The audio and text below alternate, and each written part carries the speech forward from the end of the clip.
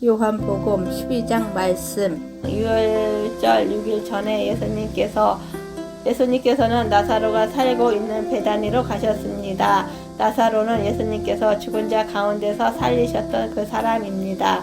그 집 사람들은 예수님께 저녁 식사를 대접하였습니다. 마르다는 음식을 대접하는 일을 맡았고 나사로는 예수님과 함께 식사하는 사람들 속에 있었습니다. 마리아가 매우 비싼 나드 향료약 300g을 가져와서 예수님의 발에 붓고 자기의 머리카락으로 그 발을 닦았습니다. 그러자 그 향기가 온 집에 가득하였습니다. 예수님의 제자 중 한 사람인 가롯 사람 유다가 그곳에 있었습니다. 그는 나중에 예수님을 배반할 사람이었습니다. 유다가 말했습니다. 이 향료를 팔아 그 돈을 가난한 사람들에게 나눠주는 것이 좋지 않는가? 이것은 300데나리온에 해당하는 값비싼 것인데 말이야. 그러나 유다가 정말로 가난한 사람들을 생각해서 이 말을 한 것은 아니었습니다. 그는 도둑이었기 때문에 이런 말을 한 것입니다. 그는 돈주머니를 관리하는 사람이었는데 종종 돈주머니에서 돈을 제 마음대로 꺼내 쓰곤 하였습니다. 예수님께서 말씀하셨습니다. 이 여자가 하는 대로 내버려 두라. 마리아는 내 장례를 치르는 날을 위해 이 향료를 준비해 둔 것이다. 가난한 사람들은 너희와 항상 함께 있겠지만 나는 너희와 항상 함께 있지 않을 것이다. 유대인들이 예수님께서 베다니에 계신다는 소식을 들었습니다. 그래서 그들은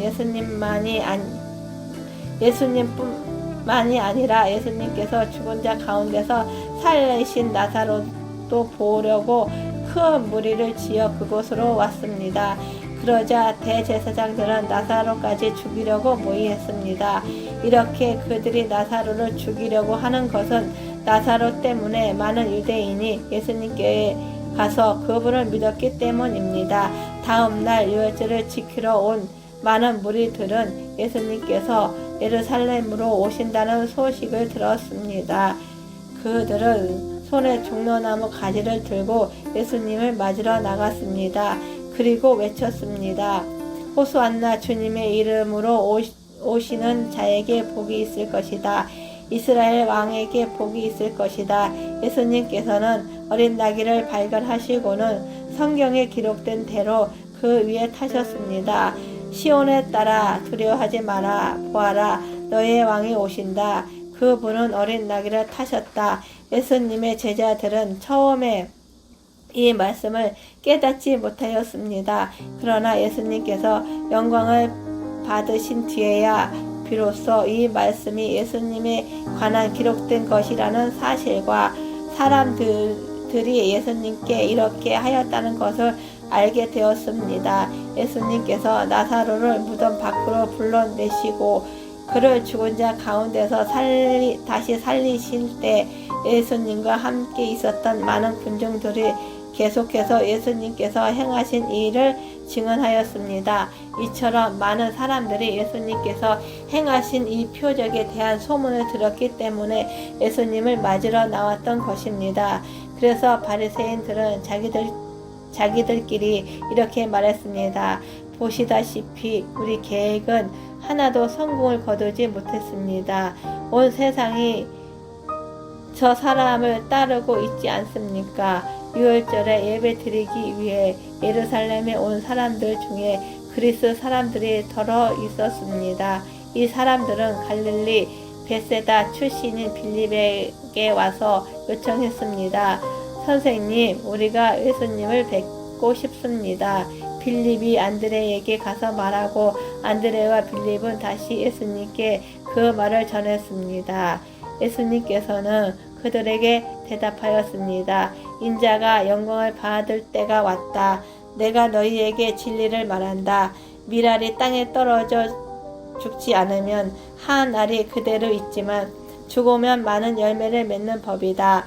자기 목숨을 사랑하는 사람은 목숨을 잃을 것이지만 이 세상에서 자기 목숨을 미워하는 사람은 영원히 목숨을 보존할 것이다.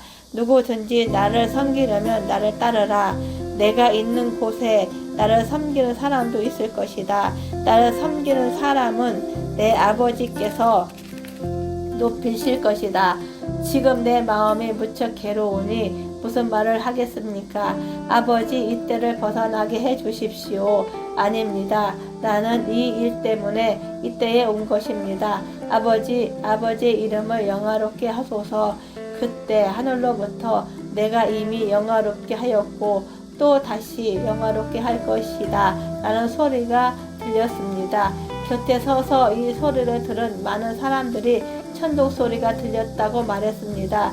그러나 그 사람들 중에는 천사가 그에게 말하였다고라고 하는 사람들도 있었습니다. 예수님께서는 이렇게 대답하였습니다. 이 소리는 나를 위해서가 아니라 너희를 위해서 들린 것이다. 이제 이 세상을 심판할 때가 되었다. 이제 이 세상의 통치자가 쫓겨날 것이다. 내가 땅에서 들려 올라가게 되면 나는 모든 사람들을 내게로 이끌 것이다. 예수님께서 이런 말씀을 하신 것은 자신이 어떤 식으로 죽을 것인가를 보이려는 것이었습니다. 군중은 이 말을 듣자 이렇게 말했습니다. 우리는 율법에서 그리스도가 영원히 계실 거라고 들었습니다. 그런데 당신은 어떻게 해서 인자가 들려야 한다고 말씀하십니까? 당신이 말씀하시는 인자란 도대체 누구입니까? 그러자 예수님께서 대답하였습니다. 빛이 잠시만 더 너희와 함께 있을 것이다. 빛이 있을 때에 다니면 너희는 어둠에 사로잡히지 않을 것이다. 어둠 속에서 다니는 사람은 자기가 어디로 가는지 모른다. 빛이 너희에게 있을 동안에 빛을 믿으라. 그러면 너희는 빛의 아들이 될 것이다. 예수님께서는 이 말씀을 하시고 그들을 떠나 숨으셨습니다. 예수님께서 이 모든 표적을 사람들 앞에서 행하였지만 그들은 여전히 예수님을 믿으려 하지 않았습니다.